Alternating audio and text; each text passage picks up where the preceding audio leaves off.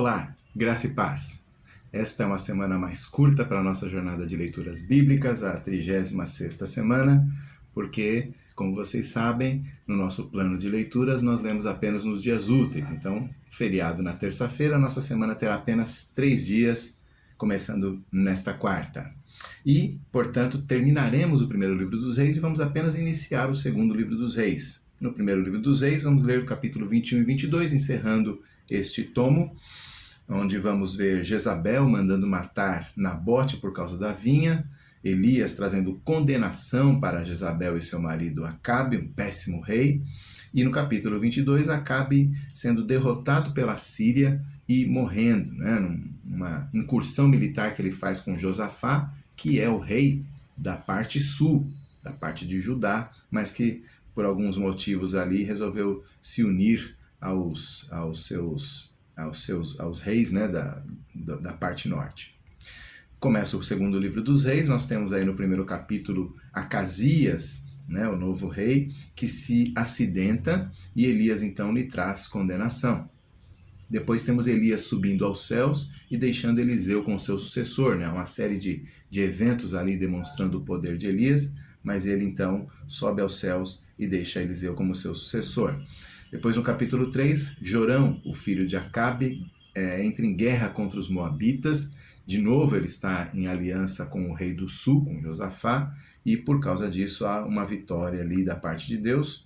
O capítulo 3 termina com essa guerra, e o capítulo 4 nós vemos 3 eventos demonstrando novamente o poder de Eliseu, Então já houve alguns eventos ali quando ele recebe o manto, e agora ele multiplica o azeite da viúva, um texto bastante conhecido, dá um filho a uma mulher sunamita e depois o ressuscita, e anula o veneno que está na comida dos discípulos dos profetas. Está aí alguns eventos, algumas histórias do profeta Eliseu para demonstrar o seu poder.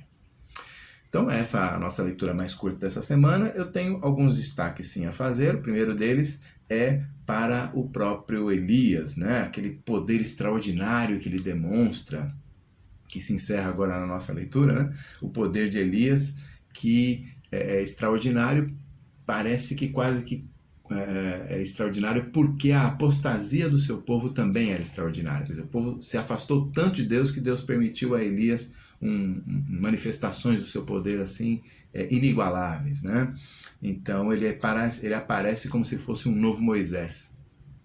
Se você reparar bem a forma como ele faz os milagres ali, parece realmente uma continuação do que Moisés havia feito, Então ele tem a seca contra Baal, tem os corvos que são mordomos, a multiplicação do alimento, ressurreição, fogo do céu, chuva, anjo mordomo também, sem contar mais fogo do céu, abrir o rio Jordão, subir ao céu num redemoinho, Então há muitos eventos na vida de Eliseu que o apontam como se fosse uma continuidade de Moisés. E isso é importante porque Moisés é o grande servo de Deus, a prova de que Deus esteve com Israel no início, e agora Deus então dá uma nova prova de que ele está presente sim. Se o povo está buscando Baal, é por infidelidade espiritual e não porque Deus não está presente. Agora, é interessante que, apesar de tudo isso, Elias não é imune ao desânimo espiritual, Tem aquela cena famosa em que ele está numa caverna ali, chateado, desanimado, querendo desistir do ministério. Então a gente percebe que os grandes homens de Deus são tão frágeis quanto nós, Esse pelo menos é o argumento de Tiago lá no Novo Testamento, quando ele diz que Elias era um homem sujeito a todas as nossas fragilidades e fraquezas, e ainda assim a sua oração foi ouvida. Um alento aí para nós, na nossa fragilidade também, buscarmos ao Senhor. E um segundo destaque que eu quero fazer é trazer um auxílio visual para vocês, para a gente poder entender um pouco, ou pelo menos se situar dentro dessa história onde um rei vai sucedendo outro, e a gente acaba ficando um pouco confuso, Então, há muitas tabelas cronológicas do reino de Israel e Judá.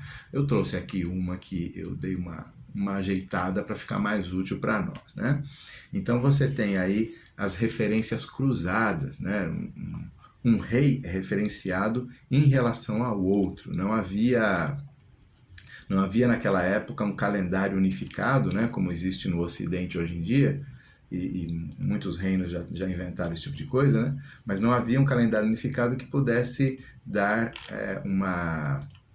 uma visão panorâmica da história, né? Então, quando nós estudamos a história do Brasil, por exemplo, nós vemos lá em 1820 e pouco, a família real veio para o Brasil, depois em 1880 e tantos, houve a proclamação da República, e assim a gente vai, né? E eles não, é como se a gente falasse assim, em 1888, ao invés de a gente falar em 1888, é como se a gente falasse assim, quando o rei da Argentina, fulano de tal, completou 3 anos de reinado, o rei fulano de tal no Brasil passou a reinar. E assim a gente fosse alternando. E aí quando o reinado do Brasil estava com 10 anos, o rei lá da Argentina morreu, e aí então subiu um novo rei. Então ele vai alternando os dois países, né? Israel ao norte, Judá ao sul, um fazendo referência ao outro, e assim mantendo uma cronologia que não fica fácil para a gente acompanhar. Então aqui você tem uma tabelinha linear, com os reinos do sul e do norte um ao lado do outro, né? E de maneira que a gente consiga talvez aprender aí um pouco como é que funciona. Eu vou deixar essa tabela disponível para vocês no nosso grupo do WhatsApp, para quem queira dar uma organizada nas informações, né? Mas um exemplo que a gente tem disso é Josafá, né? Lá no primeiro livro dos Reis, capítulo 22, versículo 41, diz assim: E Josafá, filho de Asa, começou a reinar sobre Judá no 4º ano de Acabe, rei de Israel. Então você tem um do lado de cá e outro do lado de lá, os dois estão reinando ao mesmo tempo, e cada um com o seu próprio reinado, mas um faz referência ao outro para se localizar, né? Era Josafá da idade de 35 anos quando começou a reinar, e 25 anos reinou em Jerusalém, sua mãe chamava Azuba e tudo mais, e ele não se desviou e tudo mais. Então você tem aí o ano em que ele começou em referência ao outro rei lá do outro reino, né? Do norte. E você tem quantos anos ele reinou. E aí você desce um pouco, você vai descobrir que quando ele terminou de reinar já havia outro rei no norte, né? E assim vai fazendo a referência cruzada. Então isso dificulta um pouco o nosso entendimento, mas basicamente o que a gente tem é que a linhagem de Davi no sul, em Jerusalém, né, a capital de Judá, vai se mantendo mais fiel do que aquela grande confusão lá no Reino do Norte, em Israel, capital Samaria, em que os péssimos reis vão se sucedendo, golpes de Estado, e a coisa nunca vai se consertando, né? Então essa tabelinha talvez ajude aí você a compreender a lógica, né, que está por detrás dessa sequência toda, tá bom? Então vai até o final ali, os últimos reis, o Reino do Norte, Israel, como nós veremos daqui a pouquinho na nossa leitura, é destruído, né? Ele deixa de existir, mas o Reino do Sul continua durante mais um século e pouco aí, por isso é que tem mais reis lá. Bom, então, essa tabelinha talvez nos ajude. Agora, e teologicamente, qual que é a lição disso tudo? Qual que é a mensagem disso tudo? Que, primeiro, a questão dos mediadores, né? Os reis são sempre mediadores do seu povo, essa é a função que eles deveriam ter no meio do povo de Deus. Eles, na sua fidelidade, Deus abençoa todo o povo, na sua infidelidade, Deus retira a sua bênção, e, por outro lado, na sua infidelidade, eles afastam o povo de Deus, e na sua fidelidade, eles trazem o povo para perto de Deus. Então, essa relação de mão dupla, nós vemos aí a função importante, não política, mas espiritual, dos reis de Israel e também de Judá.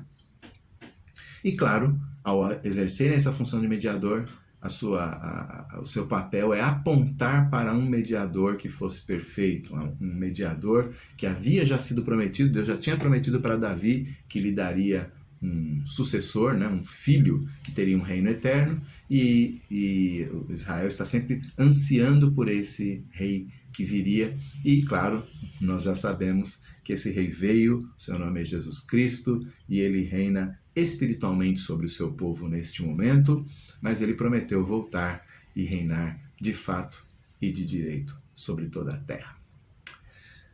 Leitura curta. Boa semana para vocês e até a próxima.